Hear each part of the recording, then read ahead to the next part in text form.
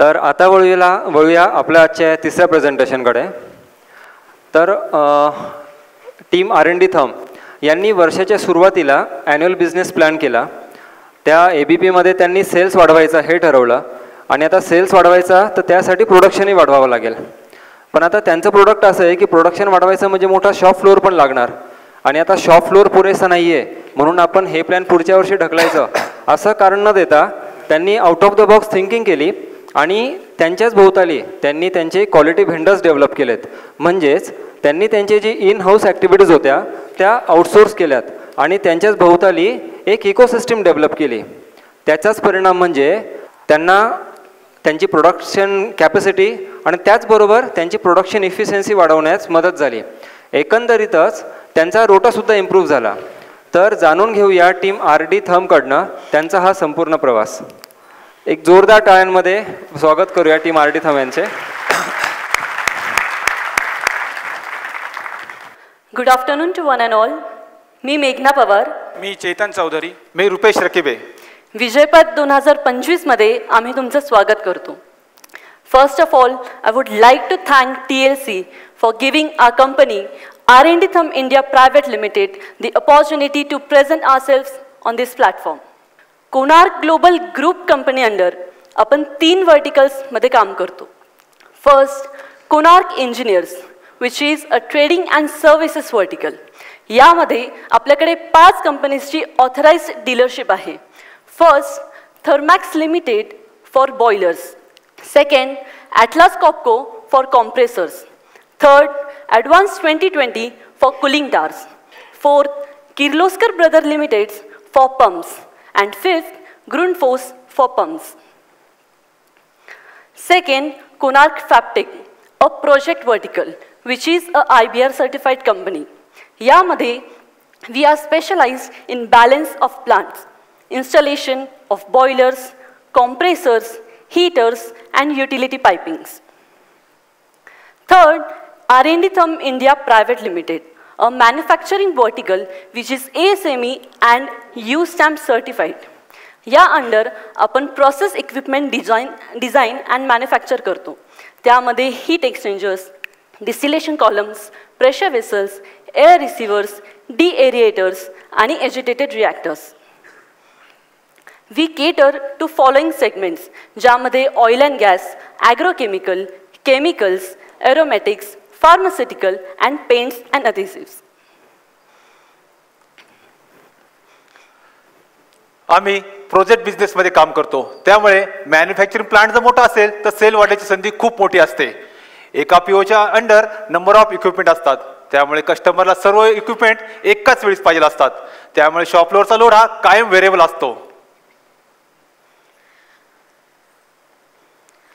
आता करायचं तरी काय?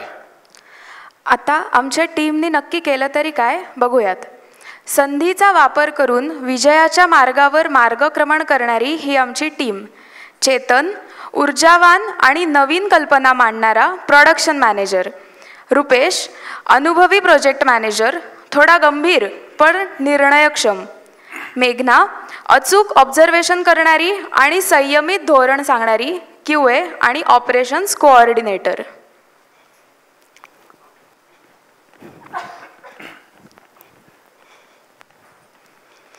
Start of financial year 24-25. हा बोला ना सर, का म्हणता? अरे वा, नवीन प्रोजेक्ट आला. अरे वा, 6 कॉलम 6 हीट एक्सचेंजर. अच्छा, अभिनंदन तुमच्या टीमचं. हा अच्छा अच्छा, काही अडचण नाही, होऊन जाईल. हो चालेल, ठीक आहे. एक जरी प्रोजेक्ट आला की शॉप फ्लोअर पूर्ण खचाखच भरतं. शॉप फ्लोअर चालेल देखील जागा नाही. या परिस्थितीत करायचं तरी काय? ही चिंता काय मिटे ना?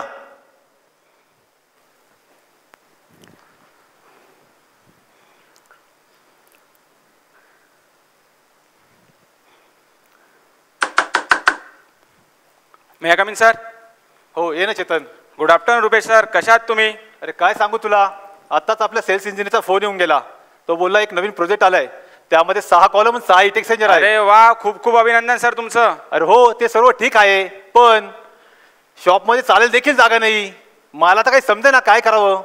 अरे सर, हे काय टेन्शन घ्यायची गोष्ट आहे. तुमच्या प्रत्येक प्रश्नाचं उत्तर आहे आपल्याजवळ. सर, एक भन्नाट आयडिया आली डोक्यात, बोलू काय? हो सांग, पण काहीतरी प्रॅक्टिकली असावं. सर, प्रत्येक वेळेस आपण सगळे जॉब इनहाऊस बनवायचा हट्ट करतो. जर आपण काही जॉब आउटसोर्सिंग म्हणजे बाहेरून बनवून घेतले तर? बाहेरून? अरे कोण जाणार तिकडे? कोण चेक करणार? कोण क्वालिटी बघणार? कोण जबाबदारी घेणार? तू घेशील जबाबदारी?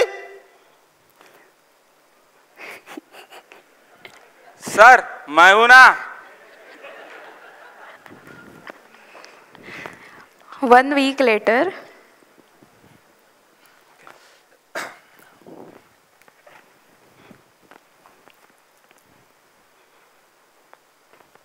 मैं कमिन सर? अरे हो या ना. रुपेश सर, तुमच्या प्रश्नाचं उत्तर मिळालं बरं काय? मेघना मॅडम सांगा सरांना. सर, लास्ट वीकमध्ये आपण काही वेंडर्सचं ऑडिट केलंय. त्यात 2-3 वेंडर्स असे आहेत जे आपल्या लेवलला भेटणारे आहेत आणि काहींमध्ये प्रचंड वाढीची शक्ती आहे. म्हणजे आपल्याच लेवलचे वेंडर आहेत? सर, काही जण तर आपल्यासोबत काम करायला तयार सुद्धा आहेत. त्यांना फक्त प्रॉपर मार्गदर्शनाची आवश्यकता आहे, जसे कुठे प्रोसेस चेक, वेल्डिंग चेक आणि क्वालिटी चेक. येस, यामध्ये ऑडिट करताना आपल्याला असं सापडलं की वेंडर 1 आणि 4 हे क्रिटिकल इक्विपमेंट बनवण्यासाठी सुद्धा तयार आहेत आणि वेंडर 2 आणि 3 हे नॉर्मल नॉन क्रिटिकल इक्विपमेंट सहज हाताळतायत. इन्स्पेक्शनच्या स्टेजेस आपण ठरवल्यात. क्वालिटी कंट्रोल पूर्णपणे आपल्या हातात राहील. अरे वा, म्हणजे आपल्याला पंख मिळाले. आता सर्व जॉब आपण इन हाऊस न करता आपण आउटसोर्स देखील करू शकतो आणि आपला लोड देखील डिस्ट्रीब्यूट होईल. याच्याने आपली स्पेस सुद्धा मोकळी होईल शॉपमधली. End of financial year 24-25. Sir, आउटसोर्सिंगमुळे आपल्याला मागील वर्षात खूप काप मिळाले आणि त्यामुळे आपला सेल हा 30% अधिक वाढला आहे. स्पष्ट बोलायचं तर सर, मागील वर्षी आपण 132 मेट्रिक टन प्रोडक्शने जास्त सुद्धा केला आहे.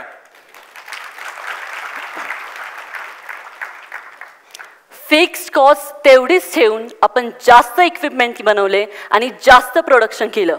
म्हणजेच TLC लर्निंगमधील return on total assets ROTA strategy ही इम्प्लिमेंट करून आपण आपला सेल वाढवला.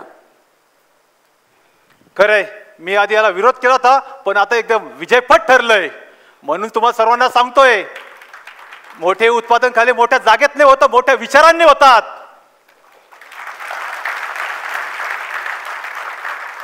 सर, आता आपला नेक्स्ट ॲक्शन प्लॅन म्हणजे सगळ्या वेंडर्सचं प्रॉपर ट्रेनिंग घेणं, त्यांची कॅपॅसिटी प्लॅनिंग करणं आणि त्यांचा परफॉर्मन्स ट्रॅक करणं.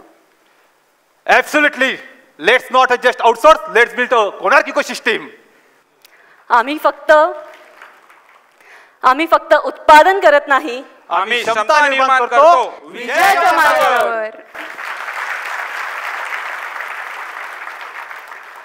I would like to thank all the teachers, mentors, the TLC members, and especially Bagwe sir and Vinod Parikh sir. Thank you. Thank you team R N D Thumb. आणि खरोखरच आपण जे प्रोडक्ट बनवतोय ते प्रोडक्ट बाहेर कुणाकडनं तरी बनवून घ्यायचं आणि ते मार्केटमध्ये देणं हा मोठाच निर्णय असतो. तर याबद्दल जरा काही जे प्रश्न पडले ते तुम्हाला विचारतो. तुम्ही बोललात की तुम्ही मार्केटमध्ये जाऊन तुमच्यासारख्या जे ॲक्टिव्हिटी करतात त्यांचं ऑडिट केलं, तर त्या ऑडिटचा काहीतरी तुमच्याकडे क्रायटेरिया असेल की तुम्ही त्याला रेफर करून त्यांचं ऑडिट केलं असणार आहे. जर त्याबद्दल काही सांगू शकलात तर बरं. सर, आम्ही जे बाहेर वेंडर आम्ही बघितले त्यामध्ये आम्ही स्पेशली तिथे जाऊन व्हिजिट केल्या, त्यांचे सर्व प्रोसेस मॅन्युफॅक्चरिंग स्टेप्स समजून घेतल्या आणि जे आमच्या QA/QCच्या ज्या चेकलिस्ट आहे ते त्यांच्याशी निगडीत केल्या आणि त्यांच्यामधला जो गॅप आहे तो आम्ही मिटवला आणि त्याच्याने त्यांना डेव्हलप केलं. Okay, thank you. आता प्रोडक्शन कॅपॅसिटी वाढली तर त्यामुळे कंपनीला डेफिनेटली फायदा झाला असेल, तर एक्झॅक्टली तो कसा फायदा कंपनीला झाला हा सांगू शकलात? सर, एक तर त्यामुळे आपल्या कंपनीचं प्रोडक्शन वाढलं. सेकंड थिंग, त्यामुळे आपल्या कंपनीचा सेल वाढला आणि सगळ्यात मोठी गोष्ट म्हणजे आमचा OTD इम्प्रूव्ह झाला सर. ओके. आणि यामध्ये तसं सगळ्यांचाच हातभार असतो कंपनीची ग्रोथमध्ये, पण त्यातल्या त्यात हा निर्णय घेण्यामागे कुठल्या डिपार्टमेंटचा किंवा कुणाचा मोलाचा वाटा होता? सर, रोटा स्ट्रॅटेजी इम्प्लिमेंट करण्यासाठी जे मेजर डिपार्टमेंट्स होते ज्यांनी प्ले केला आहे रोल, ते म्हणजे quality control, quality assurance, purchase department, stores, त्यानंतर production and majorly all our stakeholders. त्यानंतर TLCचे जे टूल्स आहेत, फॉर एक्झाम्पल DSI, त्यानंतर रूट कॉज ॲनालिसिस, ही रासी, हे सगळे टूल्स डेव्हलप केल्यामुळे आम्हाला खूप फायदा झाला. आणि मेन म्हणजे आता DSI हे आपल्याकडे सगळ्यांना माहीत आहे, पण ही गोष्ट आमच्या वेंडर्सपर्यंत सुद्धा पोहोचली आहे आणि ते सुद्धा त्याचा खूप फायदा करतात आणि आमची इफेक्टिव्हिटी सुद्धा वाढली. Great. Thank you so much team R D Thumb. एकदा पुन्हा जोरदार टाळ्या व्हायला पाहिजे. थँक्यू. थँक्यू. थँक्यू.